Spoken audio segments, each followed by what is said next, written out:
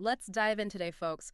We're going to take a deep dive into the world of Matteo Milleri and his incredible project, Anima. Got a ton of material to go through, articles, press releases, even some stuff in Italian, all to help us really get to the bottom of what makes Anima so unique. I mean, we're talking electronic music, cutting-edge digital art, immersive technologies, the whole shebang. It's so much more than just a concert. Yeah, it really is an experience. It's fascinating how Milleri blends it all together. He's not just a DJ up there. He's creating a complete artistic vision, like a world you can step into and experience on so many different levels. So let's back up a sec. For anyone who's not familiar with Matteo Milleri, where does this guy come from? Well, he was born in New York City to Italian parents, but they moved back to Italy when he was young. You might know him from the electronic music duo Tale of Us, which he formed with Carmine Conte back in 2009. Right, and that Italian background really informs his work, especially with Anima. Italy has such a rich history of art, design, aesthetics, and you can see those influences woven throughout his visuals. And even the music itself, it's like he's taking classic Italian artistry and giving it a modern, like a digital twist. Totally. And speaking of Anima, it's described as a self-generated consciousness. That sounds pretty deep, right? What does that even mean when we're talking about electronic music? Well, think of it like a digital entity, almost like a virtual being that Milleri is bringing to life through music, visuals, and technology. It's like he's creating a whole new form of life, like a digital consciousness that exists in the space between the real and the virtual. Yeah, So exactly. it's not just Milleri up there DJing. It's like this whole other entity, this Anima interacting with the audience. Exactly. And that's where all the immersive technology comes in. He uses things like virtual reality and extended reality, VR and XR, hmm to kind of break down the barriers between the stage and the audience. So people aren't just watching a show. They're actually stepping into the world of Anima, interacting with it on this whole other level. Yeah, it's a completely different way of experiencing music. And speaking of unique experiences, we got to talk about Milleri's residency at the Sphere in Las Vegas, the end of Genesis. This venue is insane. It's a massive dome with 360-degree screens and a sound system that can probably make your whole body vibrate. Oh yeah, the Sphere is a marvel of technology on its own. But the way Milleri uses it is what's really remarkable. It's not just about the spectacle. Those 360-degree screens, they completely surround the audience, pulling them into the world of Anima. And it really reinforces that feeling of interconnectedness that he's always exploring in his work. Like you're a part of something bigger than yourself. That sounds pretty intense. And I heard he even uses a custom-designed console and robotic cellos for the show. Like he's going all out to create this futuristic, mind-blowing experience. Well, yeah, he's pushing the boundaries. But it's not all just about the technology. There's a narrative, a story that unfolds throughout the performance. It explores themes of rebirth, the future of humanity, the relationship between technology and consciousness. It's like a science fiction opera unfolding right in front of you. And it's been a massive success. I mean, tickets weren't cheap. They started at almost $200, but the place was packed. Yeah, it's definitely captured people's imaginations. And get this, there are 2 more shows scheduled for January 2025. Clearly, people are craving this kind of immersive, artistic experience. They are, and what's interesting is who he brings on stage with him for this residency. It's not just him alone. He's got this amazing lineup of collaborators. Amelie Lenz, Charlotte DeWitt, Adriatique, even Tiesto shows up. And the vocalists, Ellie Goulding and Grimes. It's like a who's who of electronic music and pop culture. Speaking of collaborations, we've got to talk about Grimes. Their track, Welcome to the Opera, is a total banger, and they even performed it together at Tomorrowland, which, for anyone who doesn't know, is like the Super Bowl of electronic music festivals. It's huge, but their collaboration goes way beyond just music. Grimes and Milleri are actually dating.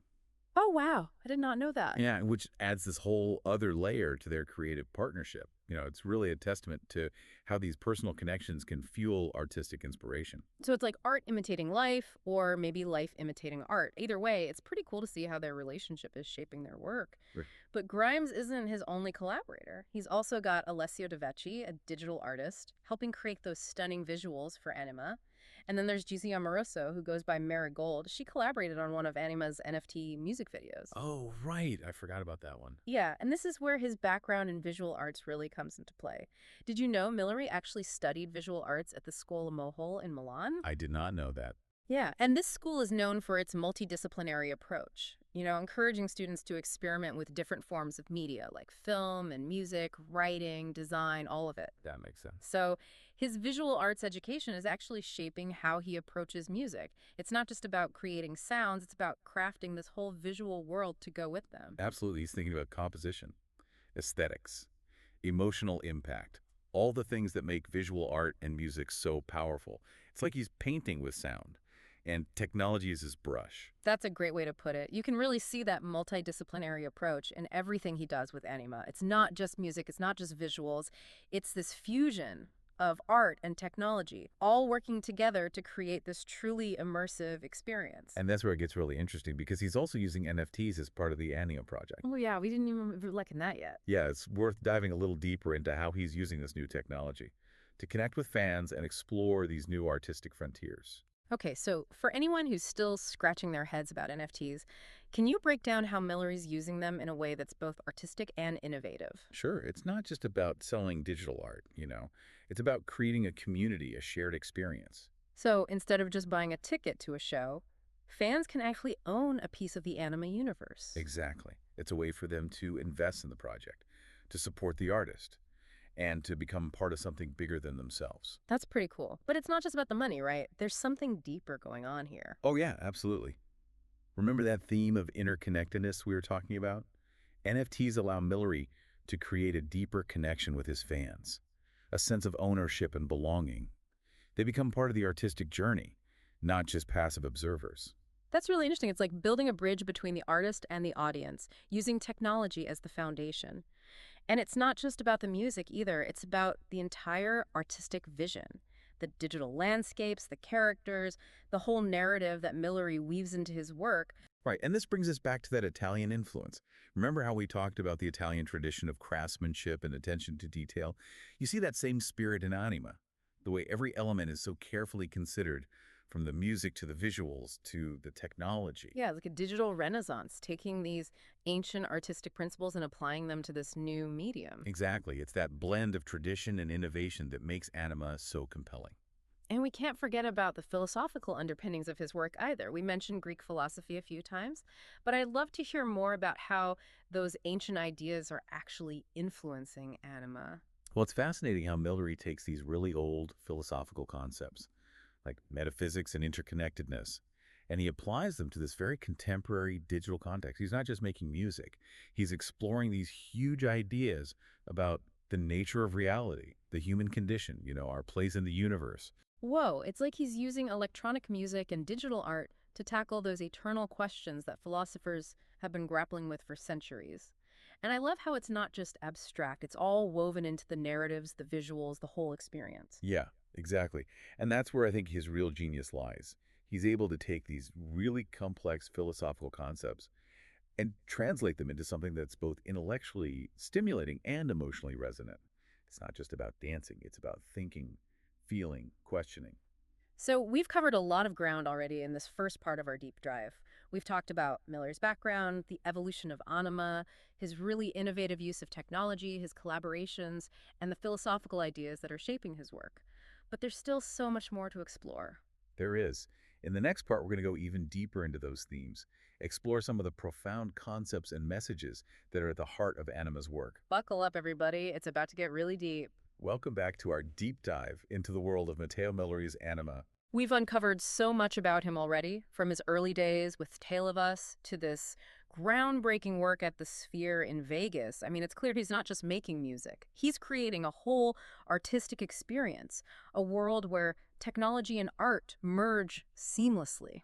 Yeah, and that's what we're going to explore further in this part of our deep dive. Yeah. Remember how we talked about Anima being described as a self-generated consciousness? Yeah. Well, it's not just a cool-sounding phrase. It's like a core concept that runs through everything Milleri does. Okay, remind me, what exactly does that mean? I mean, it sounds like something straight out of a sci-fi movie. Right, so think of it this way. Imagine a digital entity, a being made of code and light that's constantly evolving and learning. Okay. That's Anima. It's not just an alter ego or like a stage persona. It's a separate entity that he's bringing to life through technology and music and visuals. Wow, so the audience isn't just watching Milleri perform, they're actually witnessing the birth and evolution of this digital being. That's the idea. And that's where the technology becomes so important. All the immersive visuals, the VR and XR elements, they're not just there for show. They're there to break down those barriers between the real and the digital, to actually allow the audience to step inside the world of Anima. And interact with this, like, evolving consciousness. Exactly. It's wild. It's like he's creating a new form of life, Right. a digital being that exists alongside us in this virtual space. And it all ties into this big theme we see throughout Anima's work, this interconnectedness, this idea that we're all connected, not just to each other, but to everything in the universe. Right, and we talked about how those 360-degree screens at the Sphere in Vegas really create this feeling of being enveloped, like you're part of something much larger than yourself. Exactly. And that feeling isn't just limited to the sphere, it's present in the music itself.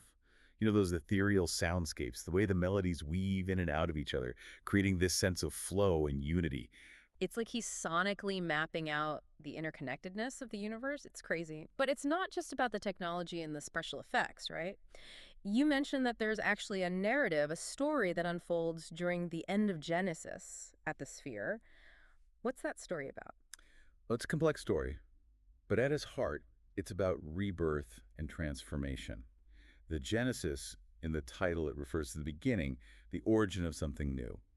And through the music and visuals, Milleri explores what it means for humanity to be reborn, to evolve, especially in this age of technology. So it's not just like a random collection of songs and visuals. There's a deeper meaning, a message he's trying to get across. Absolutely. And that message is rooted in philosophical ideas. Remember how we talked about the influence of Greek philosophy on Milleri's work? Yeah. Well, those ideas are front and center in the end of Genesis. Can you remind me what specific philosophical concepts we're talking about? Sure, think about metamorphosis, the idea of transformation. That's a core concept in Greek philosophy. And it's central to the narrative of the end of Genesis. We see these digital avatars on the screens going through these incredible transformations, symbolizing humanity's own journey of evolution and rebirth.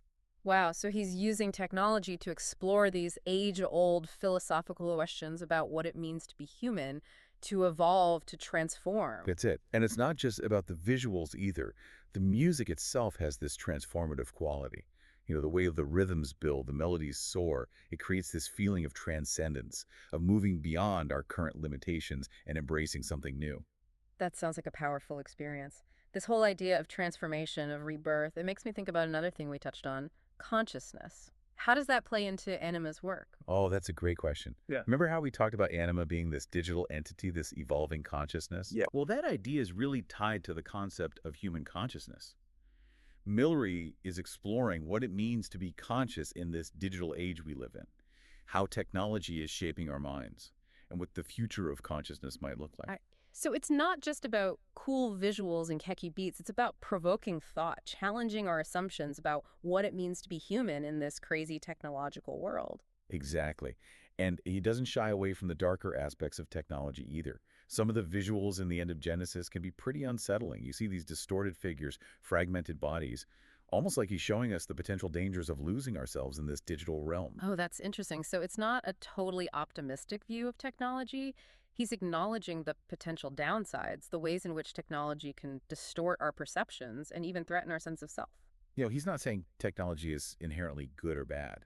He's exploring its complexities, its potential to both liberate and enslave us. And that forces us to ask some tough questions about our own relationship with technology. Yeah, it's like he's holding up a mirror to our digital age, making us confront how technology is shaping us, for better or worse. Exactly. And in the midst of all this exploration of technology and consciousness, another theme emerges: free will. The idea that even in a world dominated by algorithms and AI, we still have the power to choose our own path. That's a powerful message, especially now when so many people feel like they're losing control, like their lives are being dictated by technology. I know, right? And that's what makes Anima so compelling. It's not just entertainment, it's like a call to action. It's a reminder that we have the power to shape our own destinies, to choose how we interact with technology, and to create a future that reflects our values. It's like he's saying, look, technology is powerful, but we're still in control. We decide how we use it, how we let it affect our lives. Exactly. And that brings us back to that idea of interconnectedness. Our choices, they have consequences, not just for ourselves, but for everyone and everything around us. We're all in this together, humans and technology, So it's not just about individual freedom, it's about collective responsibility. We have to be aware of how our choices impact the bigger picture. Absolutely. And I think that's where the true power of Anima lies. It's not just about creating beautiful music and visuals. It's about inspiring us to think differently, to question our assumptions, and to make conscious choices that will create a better future. Wow, there's so much depth and complexity to Anima's work. It's clear that Milleri isn't just talented, he's a visionary. He's using his platform to explore some of the most important questions of our time. Yeah, he's really pushing the boundaries of what art can be. And that's what we'll continue to unpack in the final part of our deep dive. Right. We've explored the technology, the themes, the philosophical ideas, but what does it all mean in the big picture? How does Anima fit into the broader context of art, music, the evolution of human consciousness? Can't wait to find out. Wow, I'm still trying to wrap my head around all that, you know? Yeah. The idea of Anima as this like self-generated consciousness, the interconnectedness thing, free will, there's a lot to unpack there. It is a lot. But that's what makes this deep dive so interesting, right? We're not just looking at entertainment here. We're dealing with some pretty big ideas about art, technology, the whole future of humanity. Totally.